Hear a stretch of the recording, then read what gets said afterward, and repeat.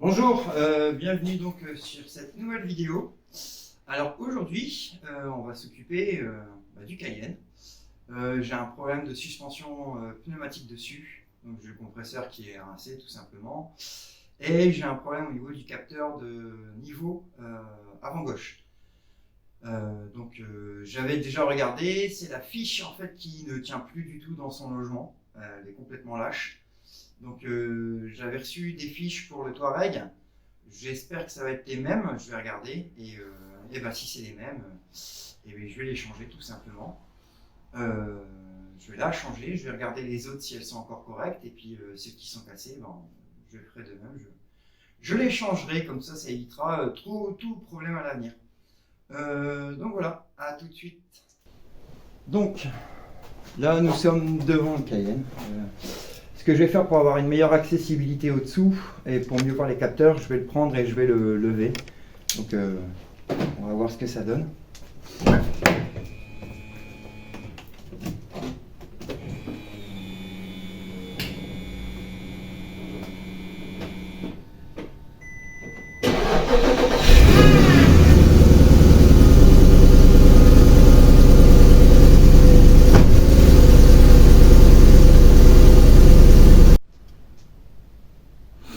Donc voilà, donc le Cayenne est bien en position surélevée, hein. On voit qu'on a quand même un accès assez aisé. Donc là, ici, en haut, là, donc c'est l'arrivée du tuyau pneumatique. On a donc le capteur de niveau qui se trouve là avec le Chatterton bleu. J'avais mis ça parce que j'ai dû faire 600 km avec la voiture et je voulais pas être trop embêté, mais malheureusement ça n'a pas trop fonctionné. En plus j'étais en panne de compresseur, il voulait plus du tout se relever, donc j'avais pas un accès assez aisé. Donc voilà, donc il y a ce capteur là et il y a un autre capteur en fait qu'on voit pas mais qui est tout en bas de la suspension. Ça je pense que c'est certainement le capteur de pression ou quelque chose du genre, hein, parce que ça marche au pneumatique, donc il doit bien y avoir quelque part un capteur de pression. Tiens, waouh, c'est quand même un peu dégueulasse là-dessous. Il y a longtemps que je l'ai pas nettoyé. On voit même que, surprise, hop, petit escargot. Ah, il a peut-être pas apprécié les 1200 km ou les 600, je sais pas quand est-ce que je l'ai récolté.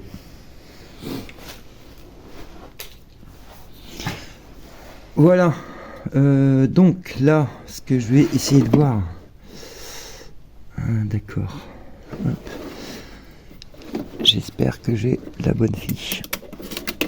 Hop, vous voyez, il est vraiment parti tout seul, il tient vraiment plus du tout dans son logement. On peut voir. Tac, ah non, c'est pas les bonnes fiches. Ah merde. Ah purée. On peut voir, c'est une fiche un peu particulière. Il faudrait que j'arrive à trouver une référence quelque part. Ah, je crois que j'en ai trouvé une.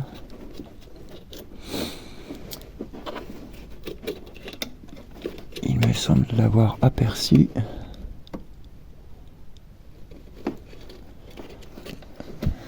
C'est quoi 7. Oh purée. 7L. Donc en fait c'est la même pièce que le Touareg. 7L 0 471 020.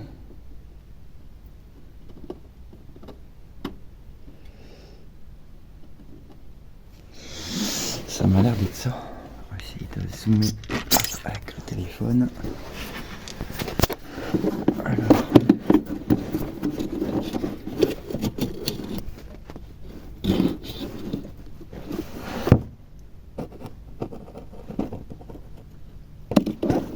On voit pas bien mieux.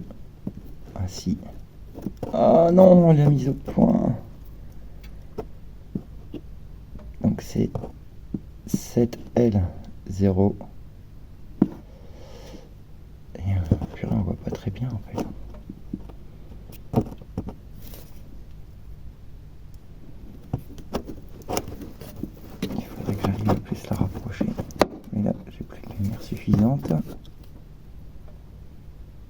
Ah, 7L0.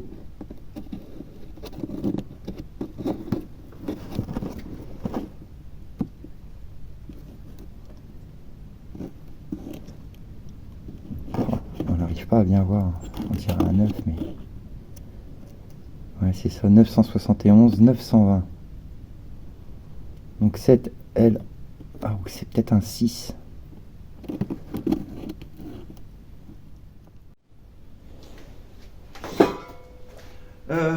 Donc, comme on a pu voir, on est le lendemain de la vidéo, hein, de la séquence précédente. Donc la fiche, bah, c'est pas la bonne, j'arrive pas à en trouver, je vais essayer de chercher un peu plus. Donc là maintenant je vais m'occuper donc du compresseur, parce que ben, c'est lui qui fait un peu chier aussi. Et il faudrait que je travaille à trouver une solution provisoire en fait pour me permettre que la fiche elle bouge plus et que je suis plus embêté avec le problème, le code erreur affiché au tableau de bord. Parce que quand ça affiche ça en fait on peut plus utiliser le mode sport.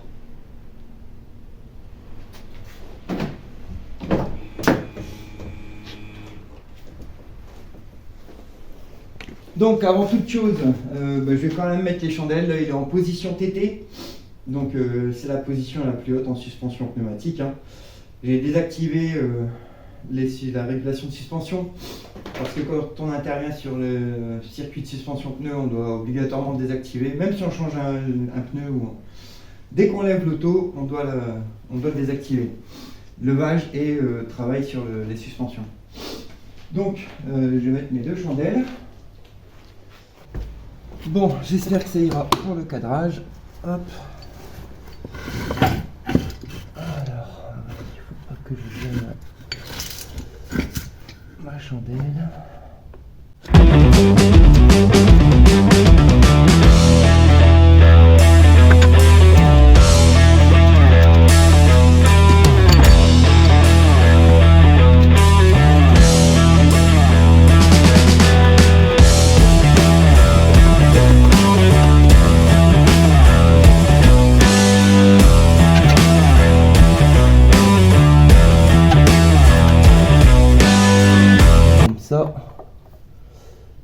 Et hop.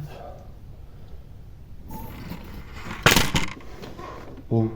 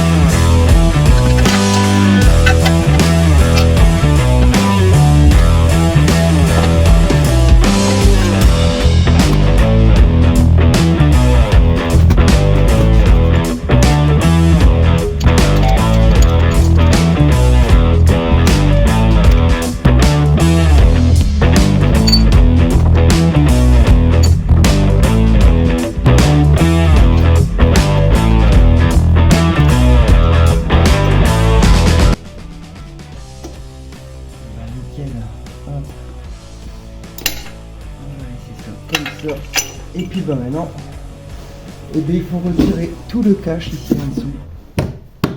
Il faut prendre une dizaine de vis. Au moins. Hop là. Allez.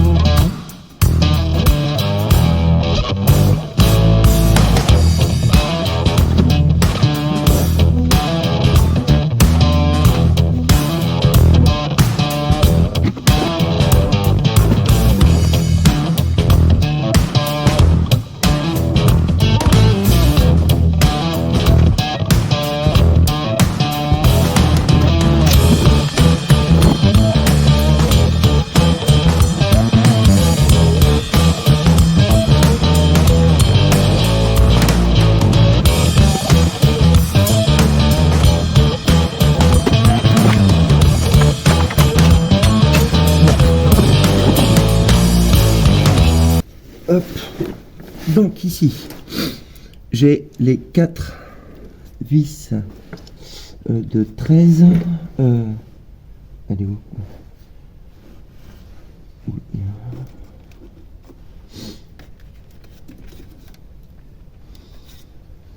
Ah non, il n'y en a que 3. Oui, c'est vrai, il n'y en a que 3. Mais avant, il faut donc déconnecter ici. Donc ici, on déconnecte l'alimentation du compresseur. Et ici, ce sont capteurs. Donc il y a un capteur de température qui vérifie donc la température au niveau du cylindre. Parce qu'en fait, dedans, il y a un piston. Il y a un piston qui monte et qui descend, enfin qui agit dans ce sens-là. Et ce piston, oui, le chien, c'est quand c'est trop chaud, il y a un capteur de température et il y a un capteur de pression aussi. Donc là, je vais débrancher ça. Et ensuite, on va pouvoir le déposer. Alors, 13.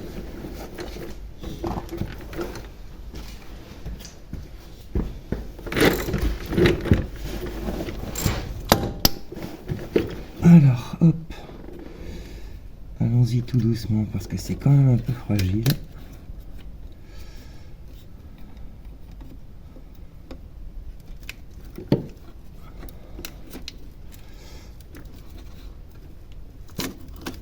Hop là.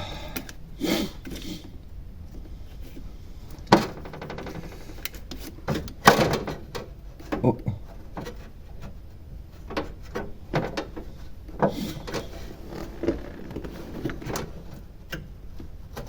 Ah, c'est serré avec. Oh, je suis étonné que ça bouge tant que ça. Ah oui, d'accord. Donc en fait, le cache, il vient aussi tenir le pare-chaleur. Sinon, il est quand même... Il est quand même sain. Hein. Il est quand même sain.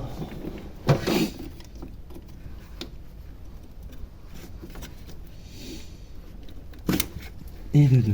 Tac. Voilà, ça c'est débranché. Maintenant, tac. Ah oui, il faut que je débranche.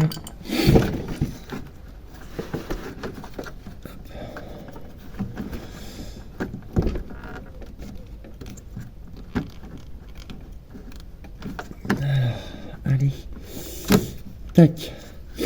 Donc en fait ce tuyau ça vient depuis la boîte à air. Donc apparemment ça reprend de l'air depuis qui est filtré par le filtre à air. Le filtre à air côté droit. Donc ouais, pas mal. Au moins on est sûr d'avoir de l'air déjà bien filtré à l'entrée. C'est plutôt bien pensé.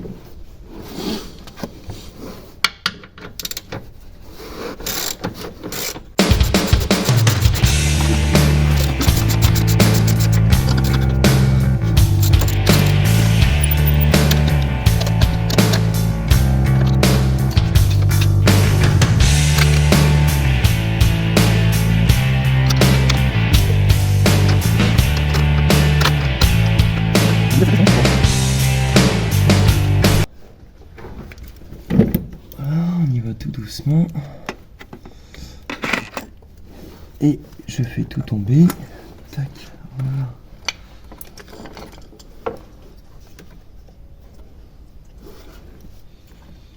Et j'ai oublié ma clé de vis. Donc en fait, pour débrancher, c'est relativement simple. Hop, on appuie. Et voilà, et on tire la bébête. Donc ça c'est normal que ça tourne, hein, c'est fait pour. Ici c'est donc le capteur de température. Hop. Ça c'est le capteur de pression. Enfin, pressostat, on devrait dire. Et ça c'est la sonde de température en fait, pour ceux qui connaissent un peu l'électricité, c'est juste une sonde PT100. Donc en fait... un signal, ce qu'on dit analogique en industrie, mais qui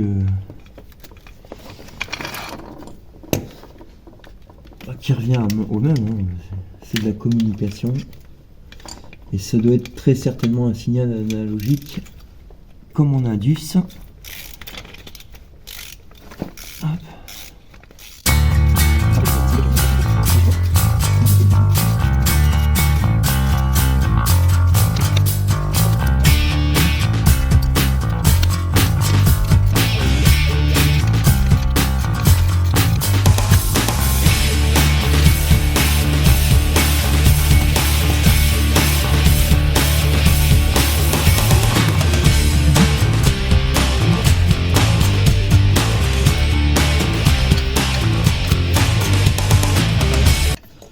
Donc là ici pour l'avoir celui-ci au tournevis, pareil on a une petite collerette à appuyer. Et voilà, ouh, il était temps. Heureusement il n'est pas cassé. Donc ça normalement ça reste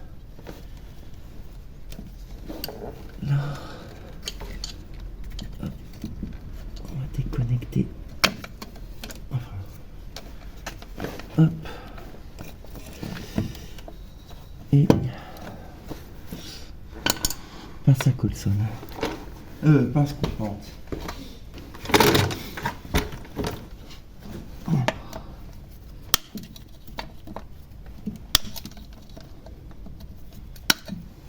Tac.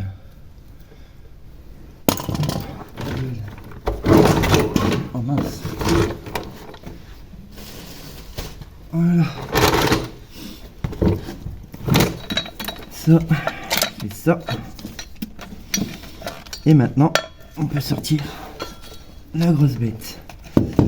Donc là, voilà, il reste donc le bloc à électrovanne. Vous voyez, il n'y a plus grand chose dessus. Bon, maintenant, on va voir ce que j'ai acheté. Alors donc, dans ce kit là, hop.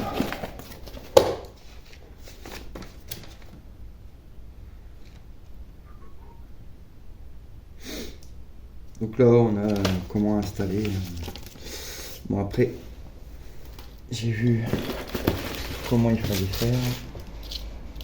Donc voilà la nouvelle bête et qui est livrée. Oh, ici. Hop, un autre tuyau pneumatique. Ah, je me demande si c'est pas. Ah si, on dirait celui-là.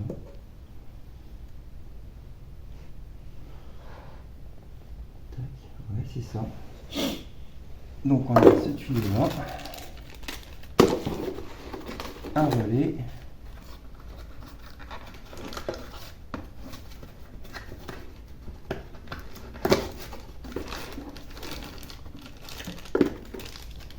Et un deuxième relais. Parce qu'il n'y en a qu'un. Bon, je regarderai peut-être une histoire de puissance ou je ne sais quoi. Alors, donc, le kit, il est un petit peu différent. Donc déjà, j'ai pas tout démonté sur le support. Il faut que je récupère donc, toute la partie du support. Tac. Donc en fait il est avec le support alu déjà dessus. Donc ça c'est déjà une bonne nouvelle. Ensuite, là il est en plastique. Moi ici le mien, il n'est pas en plastique, il est en laiton. Je me demande si je vais pas le récupérer. Ah ouais mais ça va me faire sauter ma garantie. Parce que je trouve que le diamètre, en fait, il me paraît un peu...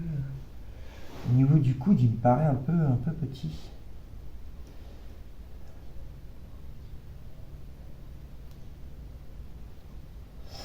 Ça me paraît un peu petit. D'accord. Et ensuite, ici. Donc ça, c'est cette partie-là. D'accord, là j'ai déjà un capuchon mis. C'est marrant, là elles sont en laiton celles-ci. Alors que d'origine c'est en plastique. Donc Là ici on voit en fait les électrovannes, les liaisons de tubes pneumatiques, elles sont en laiton. Donc là bon, on a quand même la collerette plastique, mais c'est quand même en laiton. Tac, ensuite, ah ouais, j'ai quand même une différence à ce niveau-là. Est-ce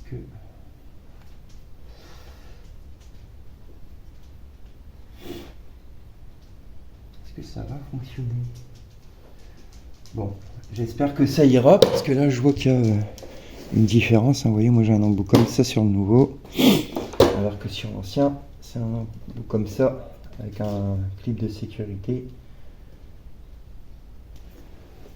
Bah, je verrai en fait le diamètre en fait du tube, ça me paraît être le même que ça. Peut-être qu'en le rentrant en force jusqu'au bout, ça devrait suffire. J'espère, on verra. Bon bah donc en fait ici, j'ai pas assez démonté d'éléments. Hop, on va les remettre dans le bon sens.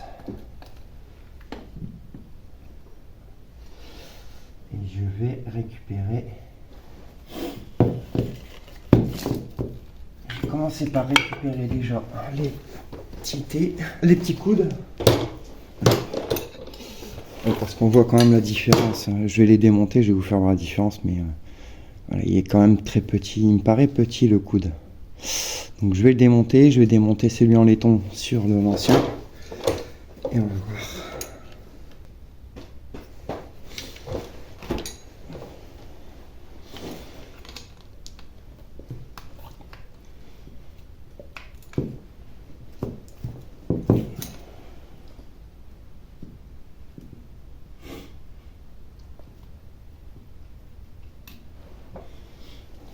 Donc là les différences, hop, vous pouvez voir si ça veut bien zoomer.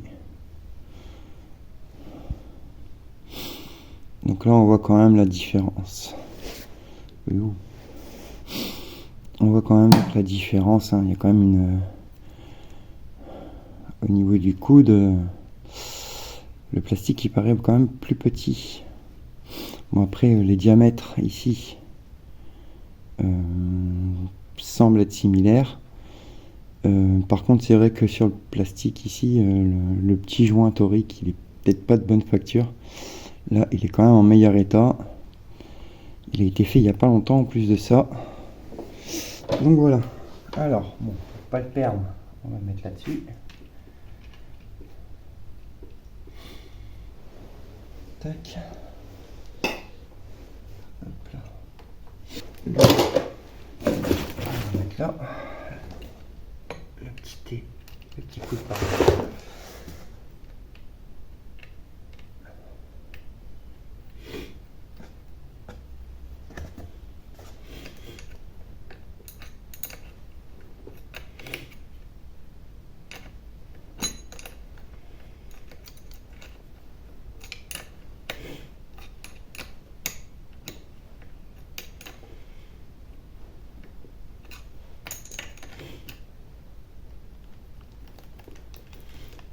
De toute façon, c'est du joint torique, ça se sert pas trop.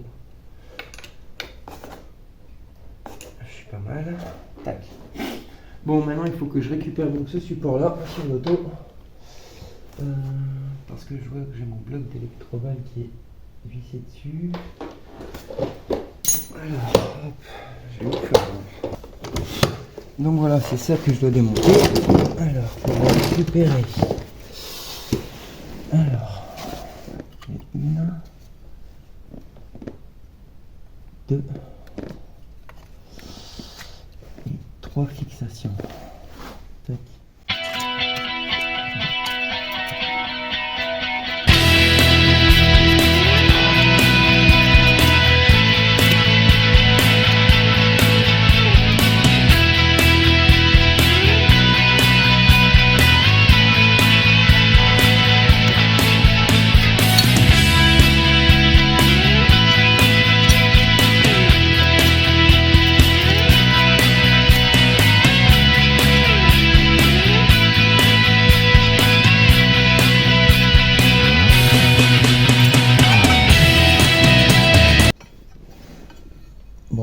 j'ai gagné un beau petit cache en alu.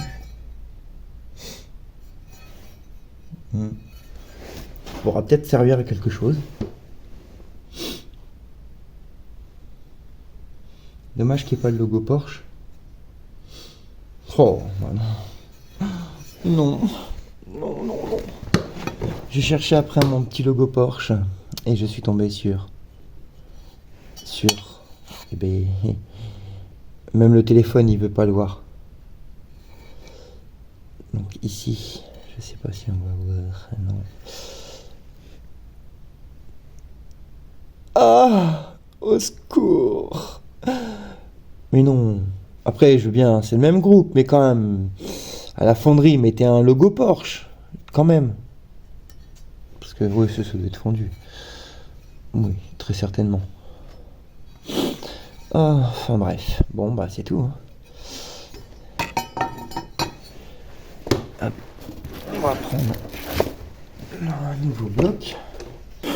Donc, si on compare un peu les alus, ça a l'air de faire les mêmes épaisseurs.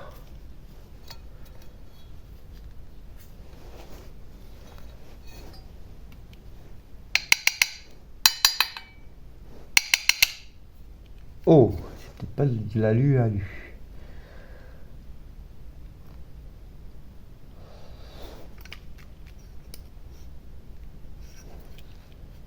Oui, c'est peut-être pas aussi qualitatif. Bon.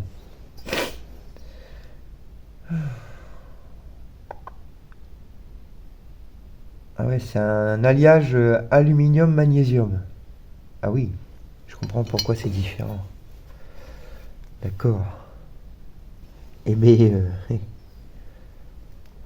je préfère remettre quand même le Volkswagen. C'est mieux. Oui, je vais faire ça. Alors, ben...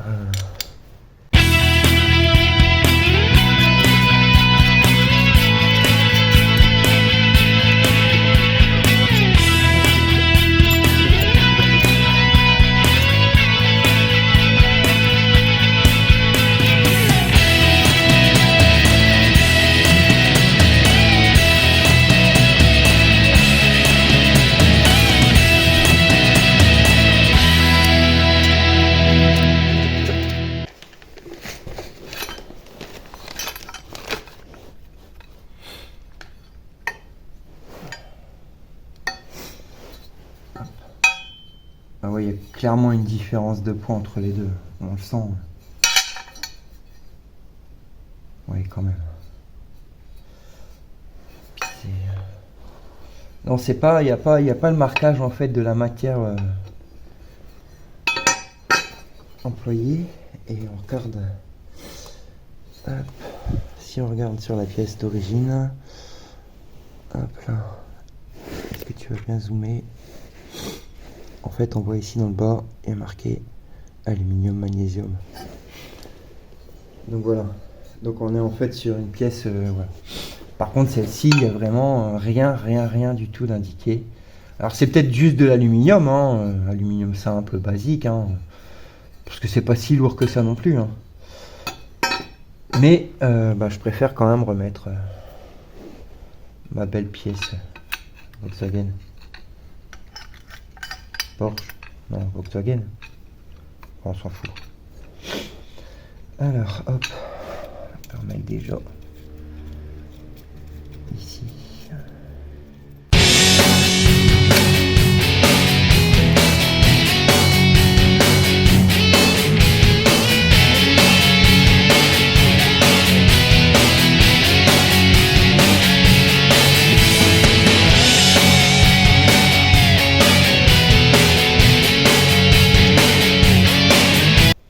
Quand on colsonne, il faut éviter de trop pincer les câbles.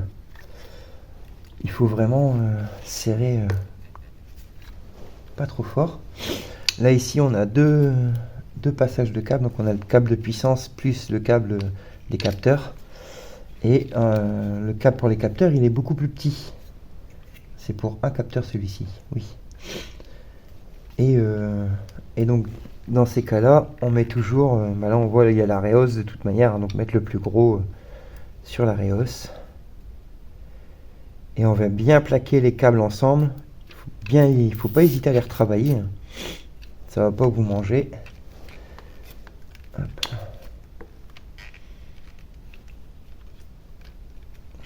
Donc le but c'est vraiment de les mettre propres. Mon côté un peu maniaque, c'est bien d'aligner mes colsons. Hop là. Et on sent qu'on vient mettre en tension. Hop là.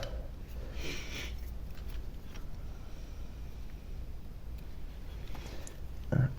Ah oui, ben non, le dernier, j'ai pas besoin de le mettre.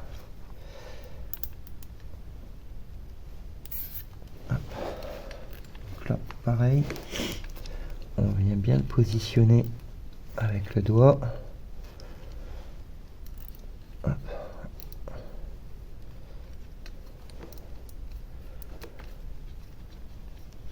Hop, voilà.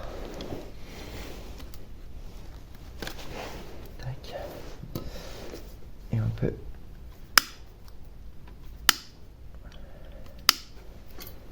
voilà. J'aurais peut-être dû laisser passer un peu plus les queues pour pouvoir les démonter et les remonter.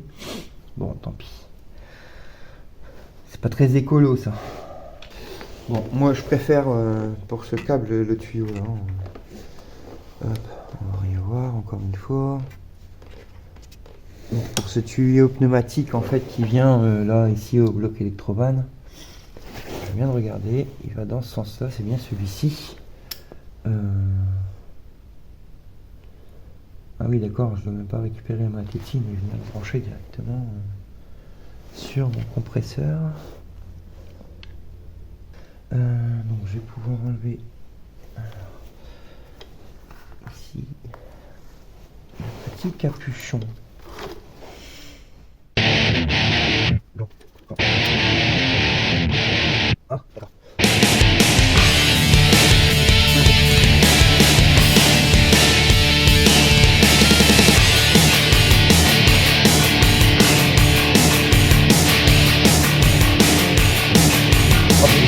Hop.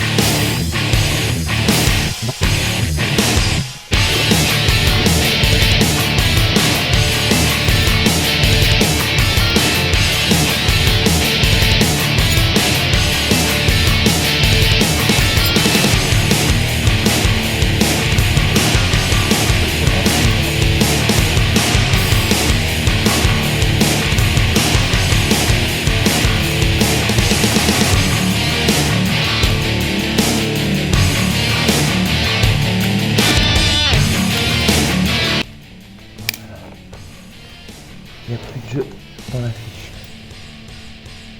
Par contre, il peut toujours tourner. Oh purée, j'espère que ça va tenir. Sinon, bah, au pire, je récupérerai plus tard.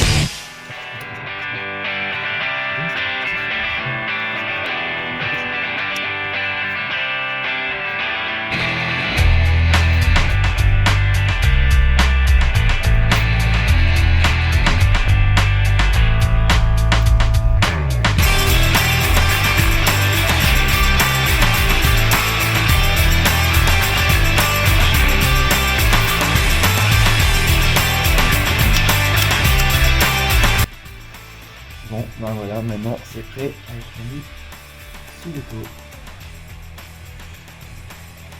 Voilà, c'est parti, hein. Ça. Hop là. Donc, Je remonte le support.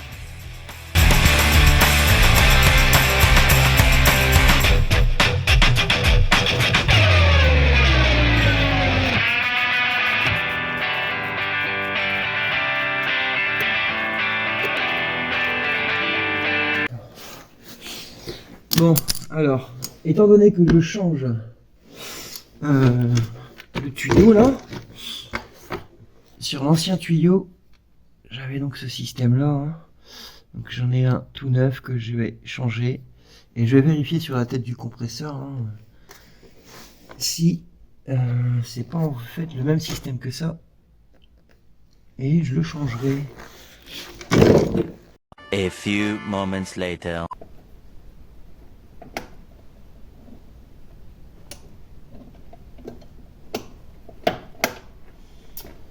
Je vais déjà laisser comme ça, je vais le démarrer, voir ce que ça donne. Et si j'ai une fuite, eh ben je le reprendrai. De toute façon, c'est à vérifier. Donc ça c'est remis.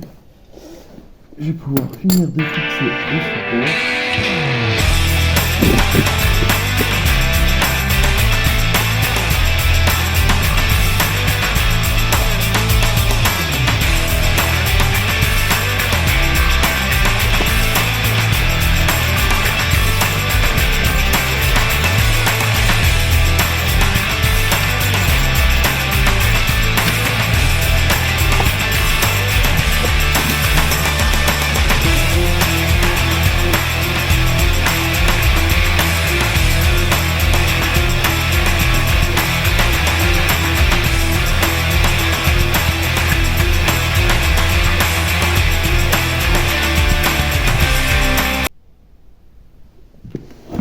Bon, bah ça me paraît pas mal.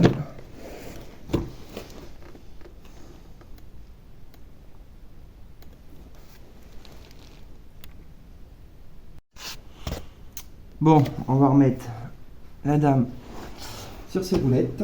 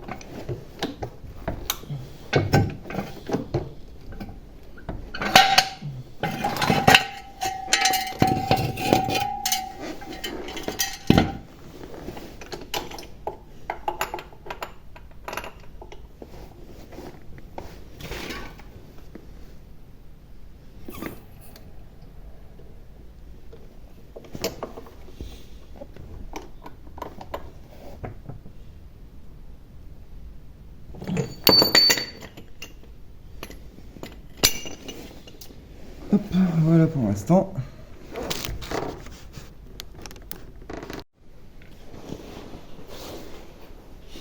Bon, on va redémarrer la bête.